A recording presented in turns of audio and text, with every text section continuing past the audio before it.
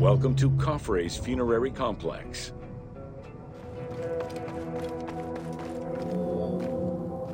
Since the very beginning of the 4th dynasty, mortuary temples were built adjacent to pyramids on the eastern side. Such a location, facing the rising sun, as well as the world of the living as a whole, held an important symbolic meaning, for it was within the mortuary temple that kings were revived through daily rituals.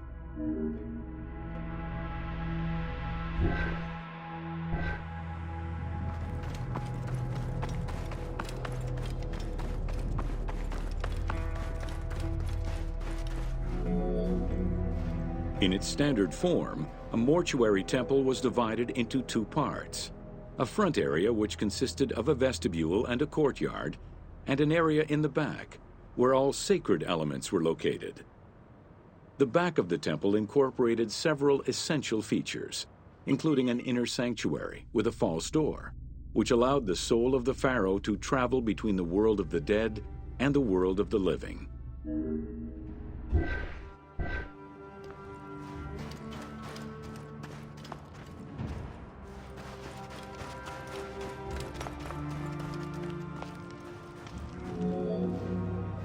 The largest of all such structures, Khafre's Mortuary Temple, was entirely built with megalithic blocks of limestone from a nearby quarry and encased with granite. Parts of Khafre's Mortuary Temple, particularly the courtyard walls, are thought to have been decorated with splendid reliefs. However, not a single image of the king has been discovered inside the Mortuary Temple.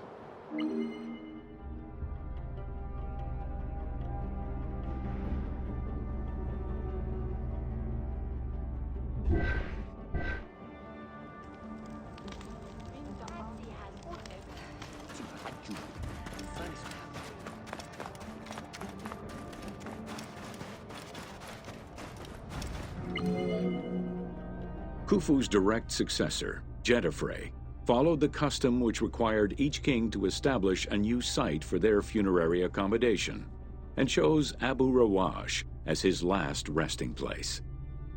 When the time came to build his own funerary complex, Khafre, also one of Khufu's sons and the successor to Khafre, broke with tradition and returned to Giza.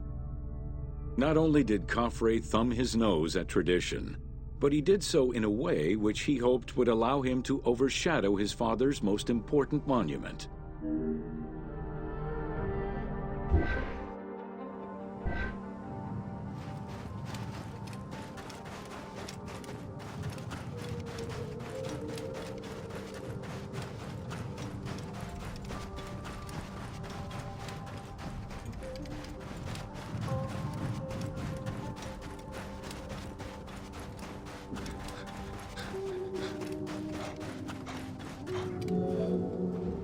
Though Khafre's pyramid is smaller than Khufu's, it was cunningly built on a more elevated bedrock layer than the Great Pyramid, making it appear higher than any other pyramid at Giza.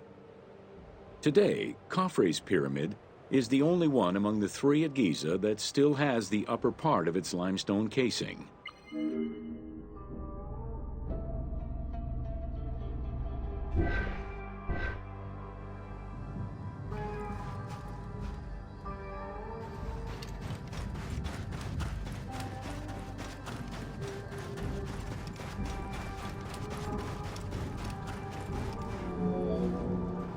Considered a most sacred area, the Giza Necropolis was strictly defined, both geographically and physically. An 8-meter-thick Tura limestone wall completely surrounded the Great Pyramid. The only way inside would have been through the Mortuary Temple.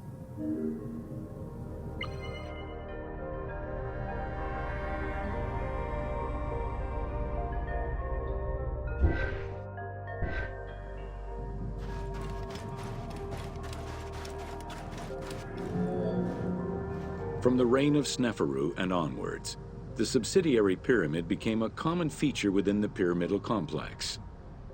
The function of the Subsidiary Pyramid, however, smaller in size and in height than the royal tomb, remains unclear, though some believe that it was meant to house the ka of the pharaoh.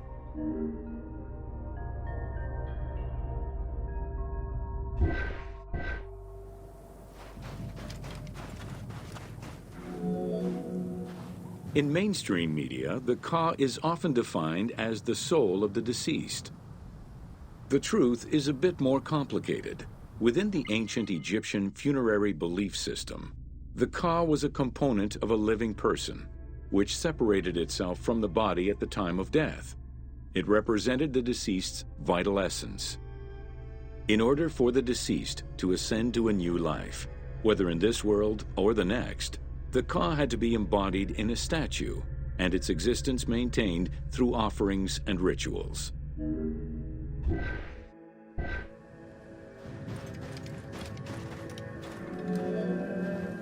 Within Khafre's Subsidiary Pyramid, a wooden box containing pieces of cedar was discovered by archaeologists. When reassembled, it turned out to be a shrine mounted on a sled. Just as with the solar barges found around Khufu's pyramid, it seems Khafre's shrine and sled were ritually disposed of after his funeral.